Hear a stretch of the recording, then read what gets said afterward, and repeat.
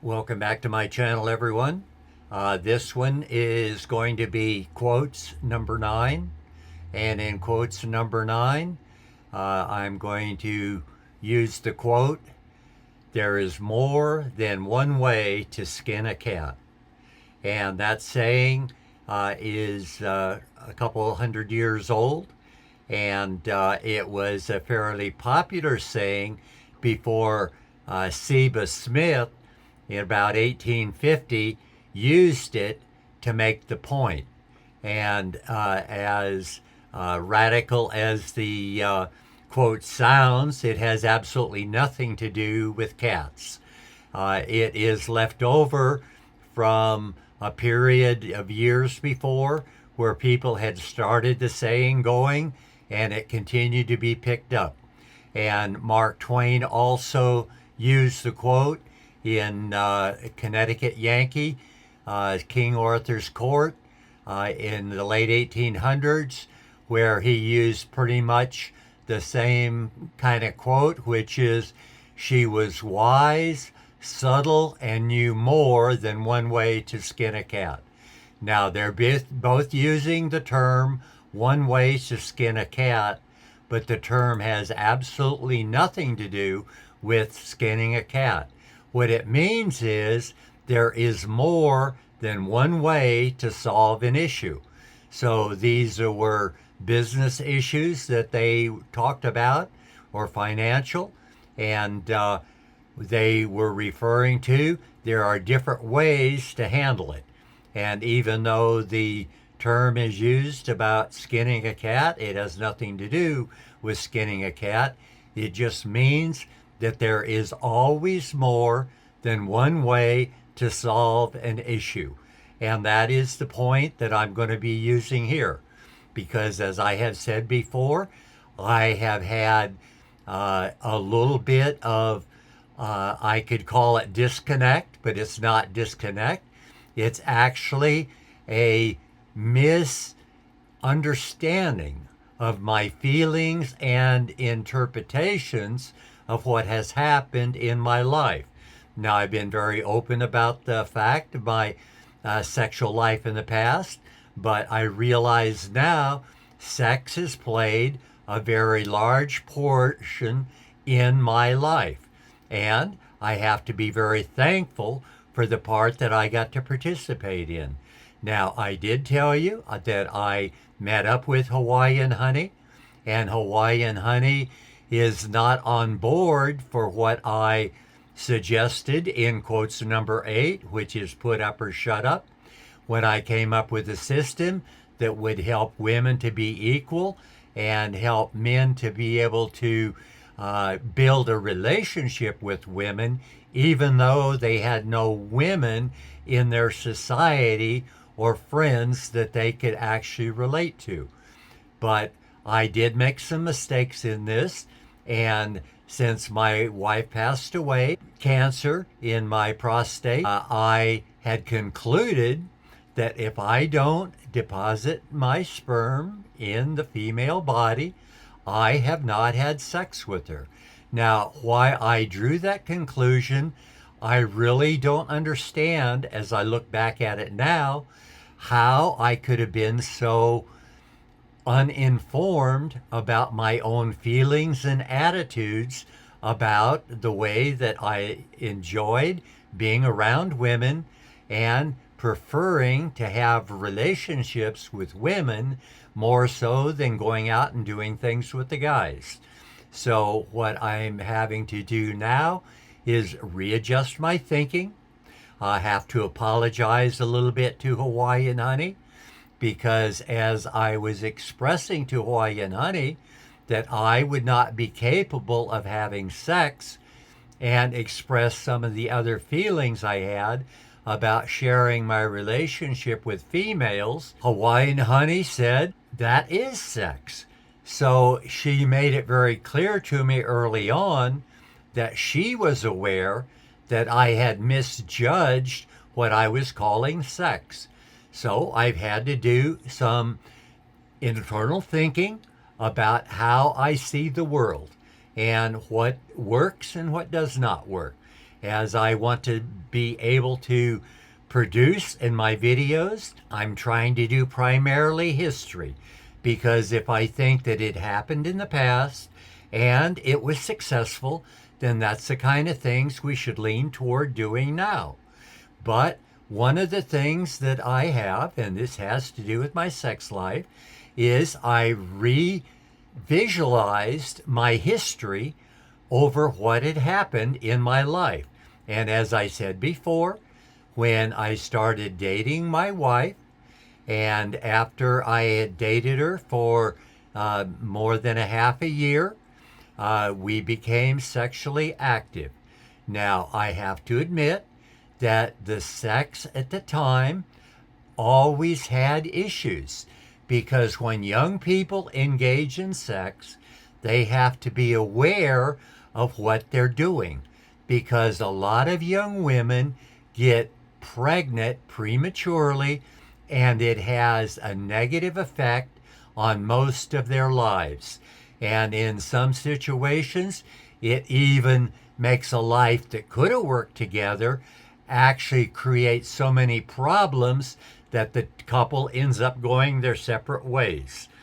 And as we know, anytime that happens, the children are always the main ones that suffer. As I look back on my life, I remember that even after I got married to my wife, she had a 4-year scholarship at the University of California, and she was busy going to college. Being pregnant when you're going to college does not fit with the atmosphere. So we made sure we did what was necessary to do as much as possible to make sure she did not get pregnant. And we continued that.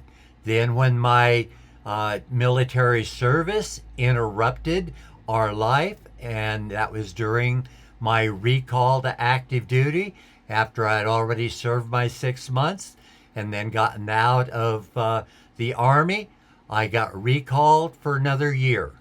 And during that year, my wife actually dropped out of her college work because she felt that while I was in the service, we had financial responsibilities from the new house that we had purchased in Terra Hills, and it was necessary for us to pay our bills first. So she got her permanent job at the Department of Employment and worked there for several years. After about a year and the military service ended, my wife got the idea one time, let's not worry about sex anymore. We've been married now for several years. Let's just let nature take its course. Now, we did get married in February the 19th in 1960, and it was April of 1962, so that's a good 2 years later, that we relaxed our attitude on what we were going to deal with sex. And what she said is, let's worry about it anymore.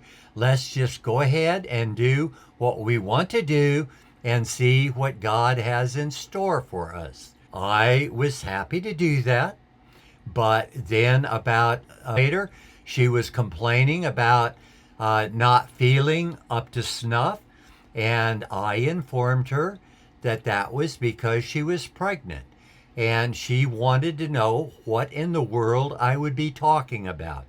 But I realized that after I had sex with her, the very first time when we were not going to be concerned about it, she actually became pregnant.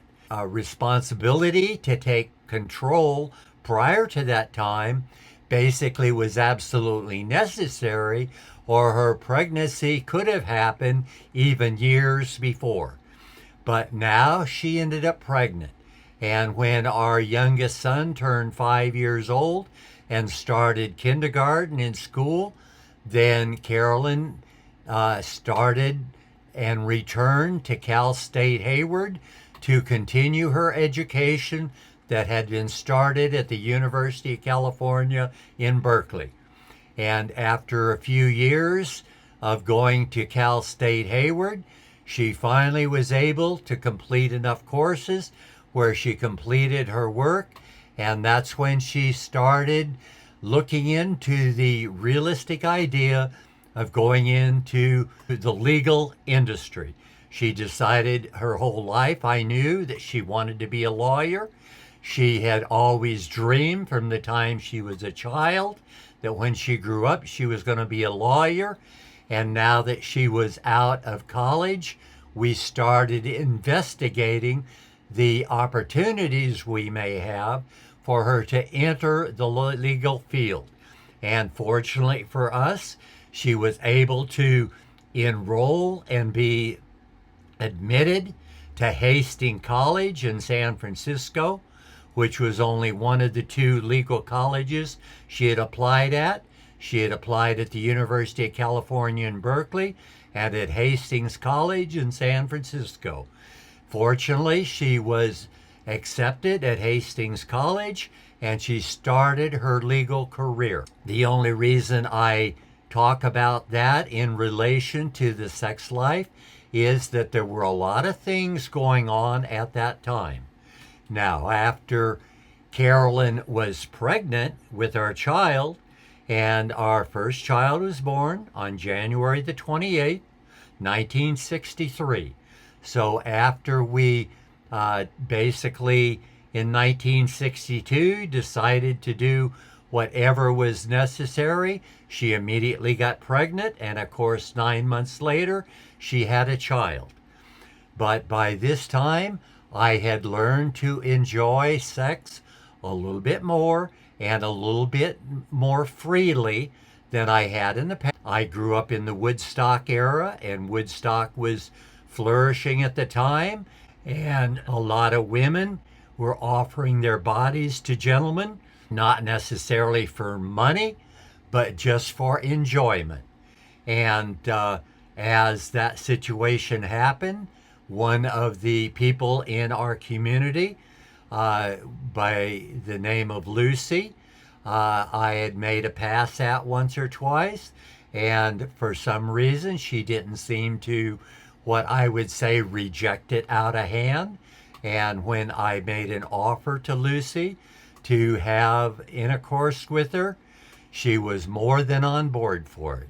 And I have to admit that I had already known that Lucy had already started birth control. Birth control pills were relatively new at the time, and they were basically pretty effective. And so the first time that I ever remember having absolutely relaxed sex with a female without worrying about whether or not she would or could get pregnant, because I thought Lucy would not be able to be pregnant, so I could dump my sperm in her body, no responsibilities as a result of that activity.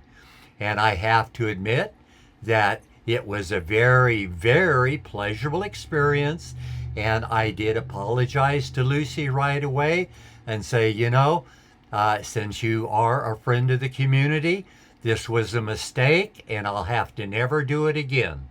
Unfortunately, after I repeated it 2 days later, I gave her the same story and said we will never have to do it again. And unfortunately, 2 days later, I had had my third time with her within 1 week already. And I have to only say this about Lucy, that Lucy has been a good friend for many, many years. And the only reason that I actually am mentioning Lucy is that Lucy, from having the relationship, and she did not think there was one thing that was wrong with it. And as a result of that, I have to say that during the entire time, up until I had prostate cancer and could no longer create sperm and have the enjoyment of sex that I had before, during that entire time, any time that I wanted to have sex, Lucy not one time ever turned me down. I was accepted 100% of the time. And I have to be thankful for Lucy for her commitment to being a very solid and dedicated partner for my sex life. But I also have to say, she never once asked me to leave my wife or to marry her or be connected with her. So Lucy has been a good friend for many, many years, and I have enjoyed all of my sexual encounters I've had with every female past, but I also had to know she got pregnant a couple years later with our second child.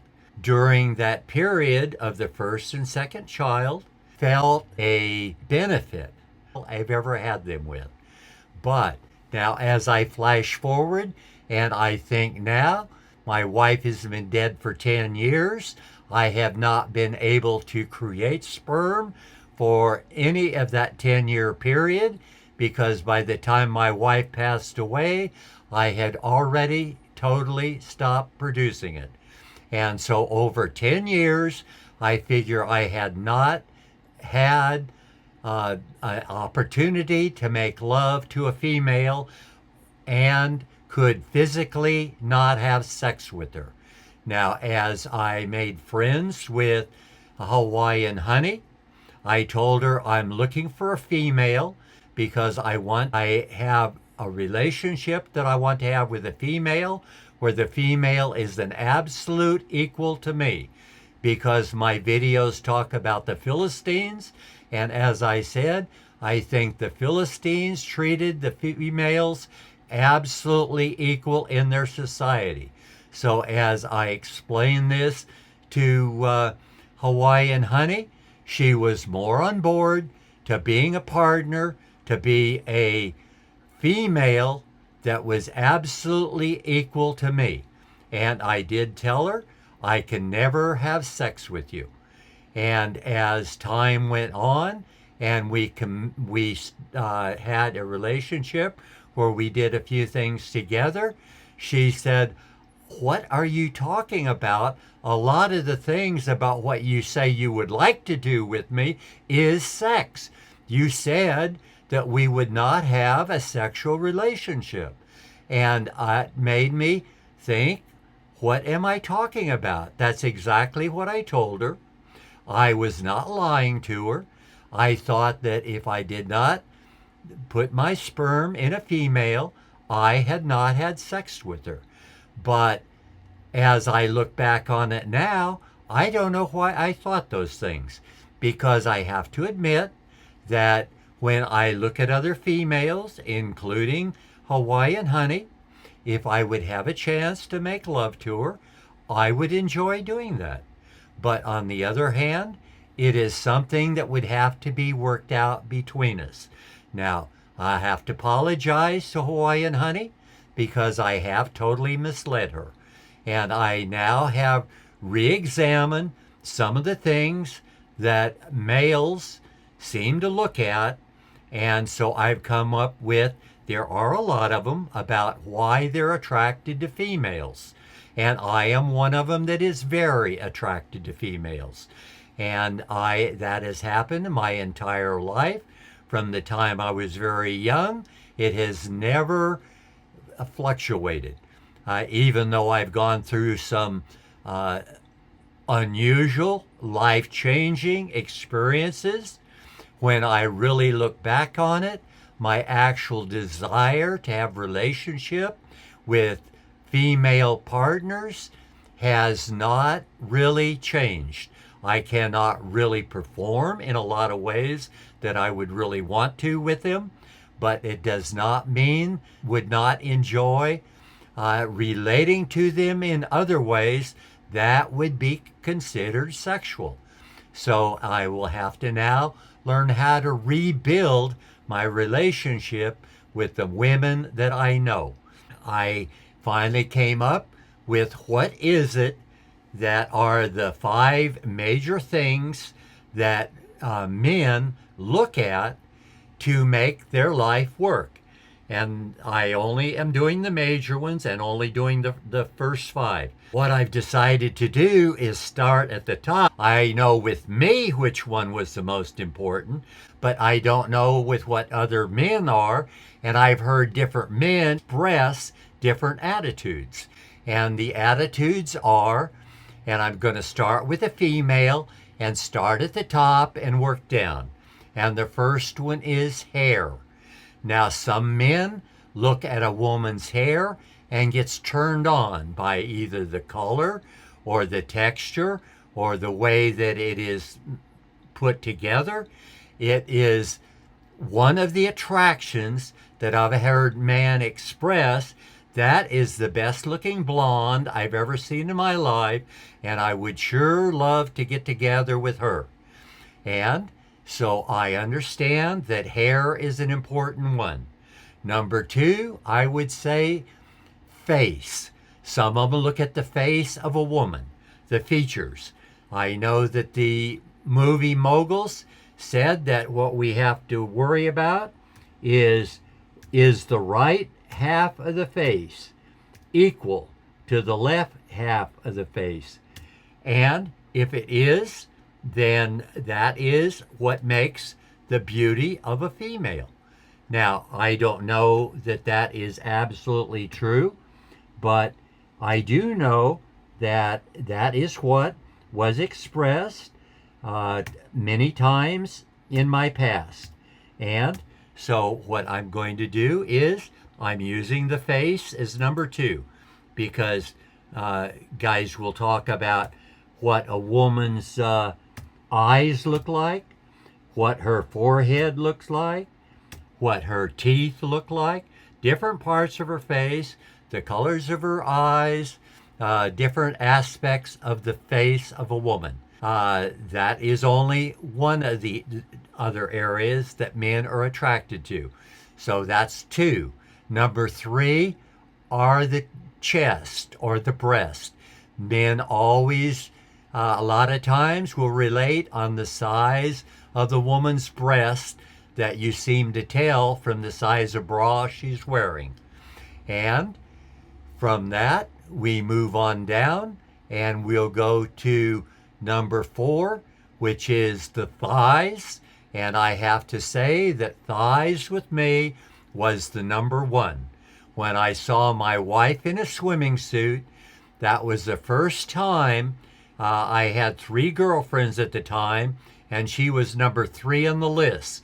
But when I saw her in a bathing suit and saw her thighs compared to the other 2 girls, she moved from number 3 to number 1. So I basically was what a person would refer to as a thigh man. And during the time of the mini skirts, just looking at the thighs of a female would make me want to take her to bed. So I have to admit that I know what my preference was, and I know that the other gentlemen had other preferences. And the 5th one, I have to summarize all the rest of them together, and I'm going to say is attraction. So we have hair, face, breasts, thighs, and attraction. And by attraction, I mean all the other little things. The way the women put their outfits together, the way they do their toenails and fingernails, the way they do their makeup on their face, the way that some of them like women with certain kind of feet, certain long, thin fingers. There are many different things that men look at that are attracted to a woman. And so when I look at these different things that make the attraction from males to females, I have gone through another list of 5 of the major things that males seem to care about. And the number 1 of that one would be food. And that one's kind of obvious because we all know if we don't eat in a few days, we'll all starve together. So food is very high on the list. I put it down as number 1. Number 2 is clothing. Besides being eating, you have to have clothes on or you will get very cold. And there's some places that you would even freeze to death. So the second one I have, the major one, is clothing. The third one is shelter, a place to get in and out of the elements. The fourth one is security. And by security, you have to feel that wherever you are is a place that you can be safe. Now, that's the four major things of a male. And as I've explored my life and reevaluated everything, I think number 5 is sex. So that means that in my life, the most important thing is food, clothing, shelter, security, and sex. Now, I did discuss with Lucy about her attitude about males and how of a good friend she's been over the years. And I said, do women, I don't think from my experience, are excited about having sex as much as men? Lucy said, no, sex is not that important to women. So I have not discussed this with Hawaiian Honey.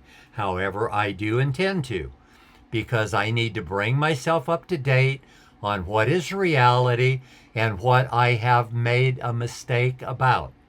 And that's why I'm using this particular one. There's more than one way to skin a cat.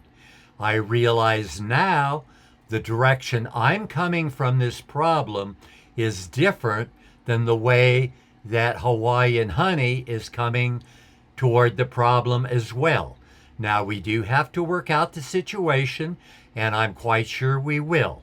And we'll work it out on a situation where we both agree.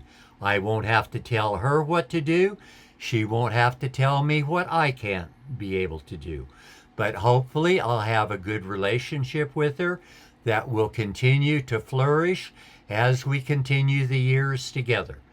Because I want to be a close friend of Hawaiian Honey.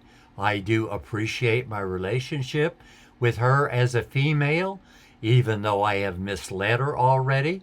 It's time for me to step up to the plate and start doing what is more proper and starting to help her accomplish some of the things she would like to have, and not just me wandering around stumbling across everything that I think I need in life and have it work out for me.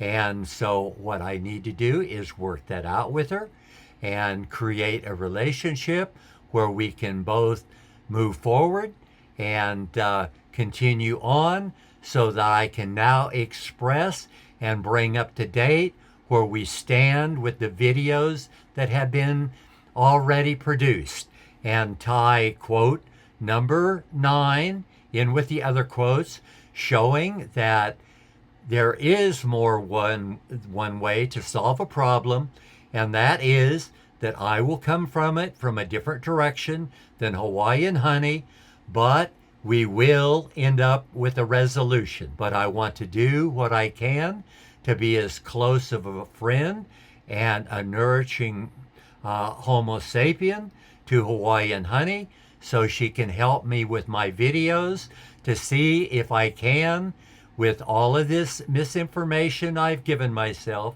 figure out how in the world the Philistines were able to have the women equal in their society. And I will be able to explore and maybe figure out ways to build on that so I can accomplish the same thing. Now, I've gone, I'm sure, more than the 20 minutes to catch up on this one. So this quote's number 9. But for now, I'm going to have to put it in. This will be the end of quote number 9, which is, there is more than one way to skin a cat, is the quote. And what it really means is there is more than one system to solve a problem. And for now, this is the end of quote number 9.